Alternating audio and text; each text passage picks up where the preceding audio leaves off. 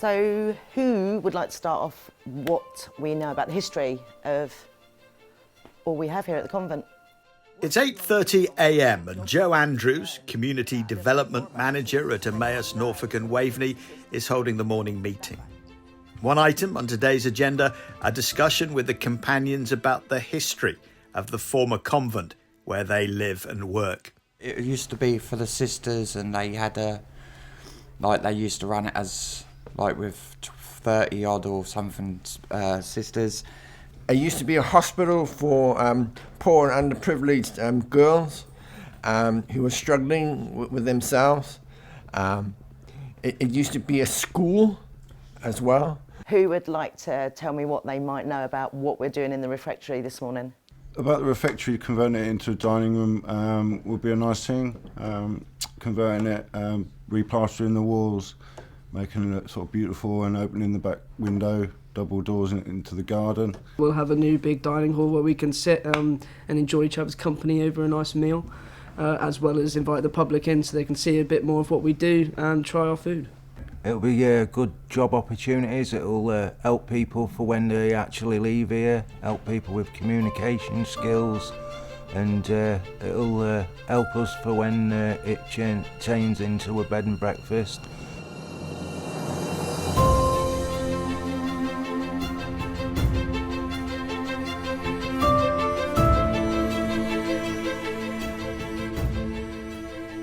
The All Hallows community was founded in 1855, moving to Ditchingham 4 years later. The sisters ran what was called a house of mercy for vulnerable women, an orphanage and a school. And for 160 years it thrived. But by 2018 the number of sisters had dwindled, and those remaining left here to form a dispersed community. Today, the convent is home to Emmaus Norfolk and Waveney. And in the summer of 2023, the National Lottery Heritage Fund gave the go-ahead to a £250,000 refurbishment of the old refectory. The aim, to create a new restaurant for the public, run by the companions. In September, a Heritage Lottery Open Day at All Hallows proves incredibly popular. We've all explored, the history of the Sisters of All Hallows spanning back nearly 160 years. And I know, we've all but still been saying today, we all feel quite emotional about it. Companions felt very emotional. The public felt emotional. People who came and had had something to do with this community, whether they came to school here or they were an orphan here, were emotional. And the companions have said, our residents have said, they had no idea, really what they were living, the buildings they were living in and the legacy here, and that they're part of that tapestry effectively that's, continuing, which is nice. There are two more Heritage Open Days which also proved to be a big success. An Apple Day in the Orchard at Ditchingham, and a Victorian Christmas event enjoyed by young and old. By January, this footage from a drone over All Hallows shows the scaffolding at the refectory window is up. Painter and decorator Steve Higgins is busy stripping paint from the window, which is badly in need of repair. We're just stripping everything back so that they can have a look and see what repairs need doing, what work needs to be done on it. And it's just been good. I've been here a week, stripping everything back. Right then, gents, so... The architect on the refectory project is Tim Bunn. He's worked at All Hallows for many years and knows just how special the history of this building is. It's not raining, which is always positive. Today he's on site with structural engineer Barry Burgess and main contractor David Willan. Much of their discussion is about the window. Over the years it too has deteriorated, and as I can vouch for and you've seen today, the repairs that have been carried out were not the right ones at the right time or using the right materials, and that has accelerated the deterioration of the main refectory window. All the mullions will be replaced and a new sill which will be cut in to replace the concrete one on the outside.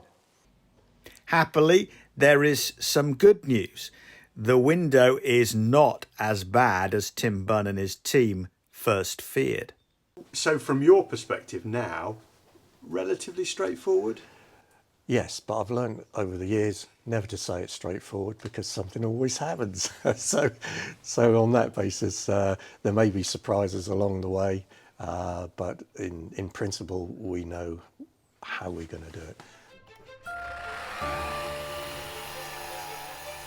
The pace of building work picks up in February.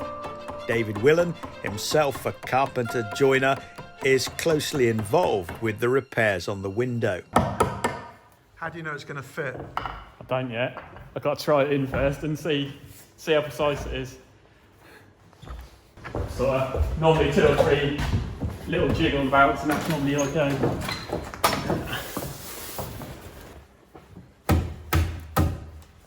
Actually far off.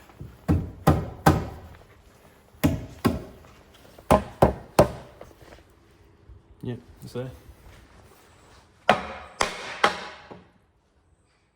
Yep, it's good. We'll get that glued and screwed. Emmaus Chief Executive Cecile Roberts wants to see a recent discovery in the refectory, a fire pit underneath the floorboards. And it's intact? It's intact, yeah, and it's been sort of cleaned out and made good as best we can, ready to put a glass lid on it. So this is what we've come across and what we've repaired so far. Oh my goodness. What a feature. It was an early heating system to help keep the sisters warm in winter. What an unexpected addition to the refectory. Yeah. Because the novices would have fed this with coal and then that would have kept the sisters warm and anyone who was eating in here in the refectory. So what an amazing bit of history. So what we plan on doing is creating an outer frame to match the level of the floorboards, recessed so there's glass can sit in there, then it's going to be underlit with like an LED strip light to shine light and highlight all the features what are within there. We knew that there might be a fire pit underneath because we'd read in some of the literature that had been produced by the community of All Hallows and people associated with the community that there had been a fire pit underneath, that the novices had stocked up with coal and the sisters were up here eating, keeping warm. So we knew it was there, but we didn't know if we'd find it, what kind of condition it might be in, and there it is in really good condition. And I'm just really excited that we're going to be able to put a glass panel there and make that visible to anybody who visits the refectory. So, yeah, a bonus. Extra cost? A bit, yeah. There is a contingency that we'd woven into the application with Heritage Lottery Fund. So we're in discussions about how we might be able to use that, because I think this is a significant piece of heritage. And so that dialogue has been positive. So what we're going to do, we're going to gently wire brush it down, take any surface rust off, bits and pieces, all the little bits and pieces of dirt on there, dust it off, then we'll apply this iron paste. One of the aims of the project is for the companions to be involved as much as possible. A new arrival at Ditchingham, Lon, is helping with the restoration of the fire pit. He's no stranger to using a paintbrush. Yeah, well, I've been in the painting and decorating game, or the building game as such, since I left school. Been doing it for about 15 years now, I reckon. And then fell on hard times, and then found the Emmaus community, and gave me a new lease of life. You know, somewhere to start again.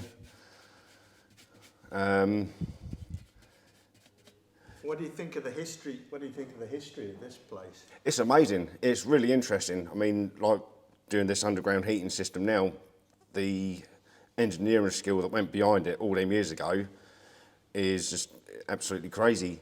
Nice to be involved in it now? Oh God, yeah. It's just nice to be a part of history and, you know, bringing something such as this back to life in the sense of restoration and, yeah, preserving a piece of history. So by early March, there is good progress on the National Lottery Heritage funded project to restore the old refectory at Emmaus, Norfolk and Waveney. The companions are on board, the public are intrigued, and the builders are on time and on budget. There is more, much more to find out and get done, but for now, everyone is cautiously optimistic.